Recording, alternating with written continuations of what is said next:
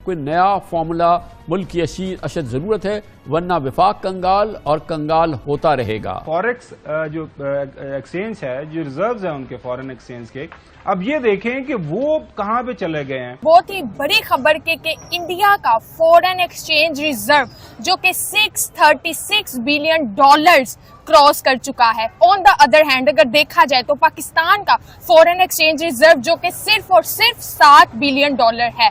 दूसरी तरफ IMF ने पाकिस्तान के साथ अगले प्रोग्राम के लिए अपने मुतालिबात की एक पटारी फिर से खोल दी है। UPI को मॉरिशस एंड श्रीलंका के अंदर लॉन्च कर दिया गया और प्राइम मिनिस्टर नरेंद्र मोदी ने इसको लॉन्च किया है।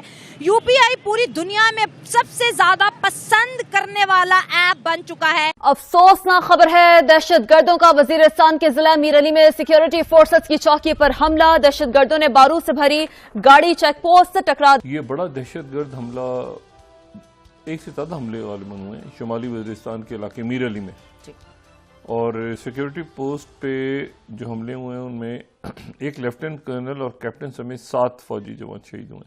तशवीशनाक बात यह है कि पाकिस्तान का जो मजमूई गर्दिशी कर्जा है ये 5,700 अरब रुपए से तजावुज कर गया है। तो हम ये कहने पर मजबूर हो जाते हैं कि पाकिस्तान की मईशत जो है वो रोजाना गिरावट का शिकार है। नए वजीर खजाना की आमद के साथ ही ये सवाल खड़ा होना शुरू हो गया है कि क्या पाकिस्तान की मईशत IMF के शिकंजे से बाहर निकलेगी या नहीं। 20 से ज्यादा कंट्रीज में आज UPI चल रहा है। इसका फायदा ये है कि with in the country and out of the country without any tax आप जो है ट्रांजेक्शन कर सकते हैं।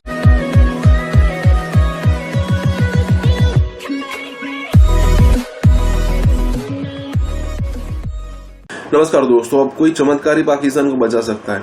चमत्कार इन द सेंस कि कोई अचानक से, मान लीजिए कोई आज रात को सोए और सुबह उठ के देखा तो अचानक 100 फैक्ट्रियां लग गई है। हर फैक्ट्री में 10-10 हजार लोग काम कर रहे हैं और तकरीबन यहाँ पर 10 लाख लोगों को तुरंत ही रोजगार मिल चुका है। और फैक्ट्रियां अगर अगले हफ्ते देखो तो और फैक्ट्रियां यहाँ पर इम्प्लीमेंट होगी, पता नहीं कैसे, लेकिन हो गई है। तब जाकर पाकिस्तान के अंदर कुछ सुधार हो सकता है। लेकिन ये मैंने बात की चमत्कार की।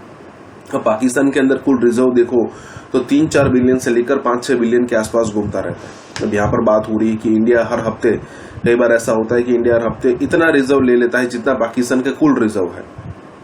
अब जरा सोचिए कि क्या हालत है पाकिस्तान की, क्या प्रोग्रेस करनी चाहिए, क्या ग्रोथ करनी चाहिए। पूरी दुनिया के अंदर पैलेस्टाइन और कश्मीर वाला सिचुएशन छोड़कर उनको सिर्फ और सिर्फ डेवलपमेंट पर ध्यान देना चाहिए। 20-22-25 करोड़ की पॉपुलेशन कम नहीं होती, लेकिन फिर भी अब देखना ये होगा आने वाले दिनों में कि क्या कोई ऐसा लीडर है जो ये सारे एक्सट्रीमिस्ट को भी ध्यान में रखते हुए क्या ग्रोथ, रिफॉर्म्स, डेवलपमेंट करवा सकता है पाकिस्तान का। इसी के साथ ये वीडियो शुरू करते हैं। और हाँ दोस्तों, सुपर थैंक्स के जरिए हमें मदद करना ना भूले।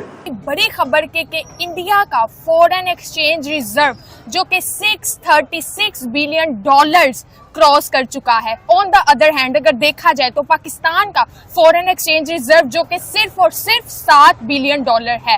हम बात करेंगे पाकिस्तानी अवाम से, उनसे जानेंगे कि कौन सी पॉलिसीज है ऐसी जो इंडियन पॉलिसी मेकर्स अपना रहे हैं और कौन सी पॉलिसीज ऐसी हैं जो पाकिस्तान पॉलिसीज मेकर नहीं अपना रहे। बात कर रहे हैं जो कि एक बहुत ही बड़ी खबर हमारे सामने आई है कि इंडिया का फॉरेन एक्सचेंज रिजर्व जो कि $636 बिलियन पे पहुंच चुका है। ऑन द अदर हैंड अगर हम देखें तो पाकिस्तान का फॉरेन एक्सचेंज रिजर्व जो सिर्फ और सिर्फ $7 बिलियन है। क्या कहेंगे इस बारे में? असल में यह है कि इंडिया में जो है ना, वहाँ पे काफ़ी देर से जमहूरी हुकूमत चल रही है, उनमें जो है ना सियासी अदम इस्तेहकाम नहीं है। तो ये जो है ना बहुत बड़ी बात है। लेकिन पाकिस्तान में आप देखें, पाकिस्तान बनने से लेकर अब तक जो है ना कोई भी जो वज़ीर आज़म है वो 5 साल अपने पूरे नहीं कर सका। तो इस वजह से जो है ना वो पॉलिसी जो है ना लॉन्ग टर्म पॉलिसी कोई भी नहीं बनती। तो इस वजह से जो कोई भी हुकूमत आती है 2 साल है, 3 साल है, उसके बाद उसको हटा दिया जाता है। तो इस वजह से जो कि लॉन्ग टर्म पॉलिसी कोई भी नहीं आ सकती, तो वो नाकाम हो जाती है। इस वजह से जो है ना काफ़ी माशियत में इस्तेहकाम पैदा होता है और जो है बहुत सारे मसाइल हैं। इंडिया की जो IT इंडस्ट्री है वो बहुत तरक्की कर रही है। बिल्कुल सर, ऐसा कहा जा रहा है कि सबसे बड़ा आज जो इंडिया की तरक्की में, अदर सेक्टर्स में भी उन्होंने बहुत तरक्की की है, लेकिन उन्होंने IT सेक्टर में बहुत ज्यादा तरक्की की है, जिस वजह से वो आज इस इतनी तरक्की कर रहे हैं। आगे दुनिया में जो भी मुल्क है तरक्की कर रहे हैं, अमेरिका है, चाइना है, तो वहाँ का जो IT सेक्टर है वो बहुत आगे है, बहुत ज्यादा पाकिस्तान की निस्बत। लेकिन पाकिस्तान में जो है ना अभी तक आप देखिए कि आईटी सेक्टर का ये हाल है कि आप जो पब्लिक सेक्टर यूनिवर्सिटीज में चले जाएं, वहाँ पे जो आईटी के स्टूडेंट्स हैं, जो सीएस के स्टूडेंट्स हैं, उनको कुछ पता नहीं होता। 4 GPA वाले बच्चे हमने देखे हैं, उनको कुछ जो है ना प्रैक्टिकल कोई पता नहीं होता। उसका बड़ी वजह भी यह है कि यहाँ पर जो है ना सॉफ्टवेयर हाउसेज बहुत कम है, ये यहाँ पे उनको इस तरह का इन्वायरमेंट नहीं मिलता। लेकिन इंडिया में जो है उनको इस तरह का इन्वायरमेंट मिलता है। वो अब थोड़ी देर पहले मैंने खबर सुनी थी कि जापान जो है उन्होंने इंडिया वालों को स्पेशल ऑफर किया है कि आप हमारे बच्चे, अपने बच्चे जो है यहाँ पे भेजें, स्कॉलरशिप हम उनको देंगे, उनको पढ़ाएंगे। इसकी वजह क्या है कि उन्होंने देखा है कि जो वो बेसिकली हमारे पाकिस्तान और इंडिया के जो दोनों तरफ के लोग हैं बहुत ज़हीन हैं, तो आईटी सेक्टर उनको मौका मिला है तो वो बहुत आगे चले गए हैं। लेकिन हम जो हैं, हमें मौका नहीं मिला तो हम बहुत पीछे हैं। तो आगे दुनिया जो जितनी भी तरक्की हो रही है, सबसे जो बड़ी जो वजह है ना आईटी है। तो आईटी सेक्टर में हम बहुत पीछे हैं। मेरे ख्याल से ये भी एक बहुत बड़ी वजह है। बाकी चीज़ें भी बहुत सारी हैं, लेकिन ये सबसे बड़ी वजह। सर, क्या कहना चाहेंगे इंडिया के पॉलिसी मेकर्स के बारे में, जिनकी वजह से आज इंडिया इस मुकाम पे है? वैसे तो आप देखें कि नरेंद्र मोदी पर यहाँ पे भी काफ़ी जो है तनकीद की जाती है कि वो शिद्दत पसंद है, ठीक है।